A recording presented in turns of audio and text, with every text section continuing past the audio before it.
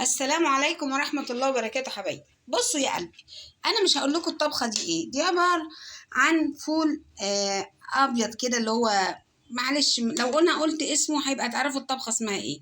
هو فول بصارة، حطيته غسلته حلو ونقيته وحطيته يتسلق. تمام.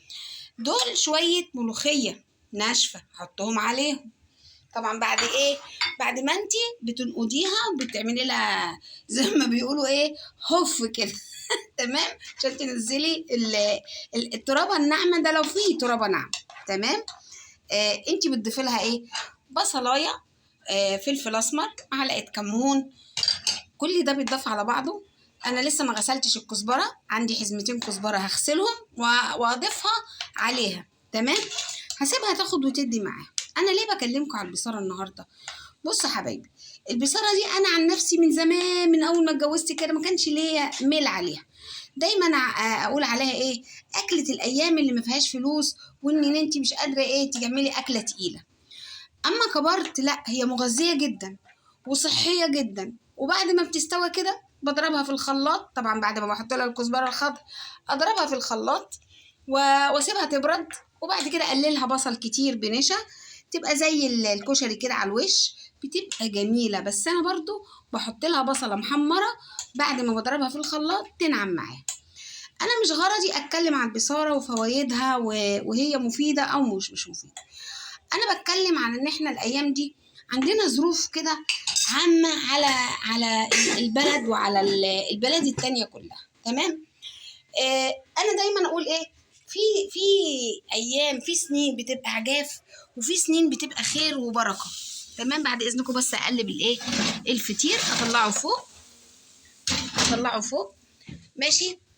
ايه رايكم في الفطير ده بالمناسبه؟ بصوا جميل ازاي.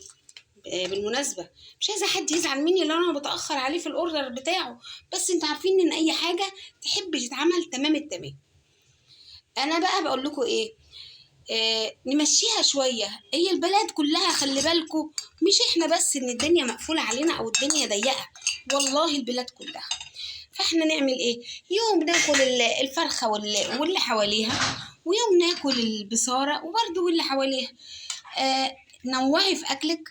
يا قدامك حل من اتنين: يا تزودي دخلك وتحاولي تستثمري حاجه تدخلك دخل زياده عشان تمشي الغلاء اللي احنا فيه، يا اما تمشي على قدك وتمشي الليله معنى اصح تحاولي تقتصدي شويه. علمونا زمان في المدرسه الاقتصاد، احنا دلوقتي بنحاول نطبقه واحنا كبار. اتفقنا؟ لما اعمل اكله بصاره النهارده زي دي، ممكن تشيلي الليله شويه، منها مغذيه ومنها في نفس الوقت برضه هتلمي الليله شويه، تعوض ايه يوم ماشي لو احنا كلنا فيه اكله طيبه غاليه شويه. اتفقنا؟ انا مش بعدل عليكم، بس انا بقول اللي يقدر على شغلانه تانية يشتغلها، اللي يقدر على حدوته توسع رزقه ما فيهاش كسوف وما فيهاش اي احراج، واللي يقدر يلم ليلته يلمها. نحاول نلم الليله، لو ميه مفتوحه نقفلها، لو كذا لمبه مفتوحه في الشقه نقفلها، نحاول نقعد في لمبه واحده في مكان واحد، والله الدنيا هتتلم. معلش، احنا نصبر على بعض احسن ما حد تاني يجي يقول لنا بره بيتك. تمام. كانت معاكم اختكم هناء ابراهيم، والسلام عليكم ورحمه الله وبركاته.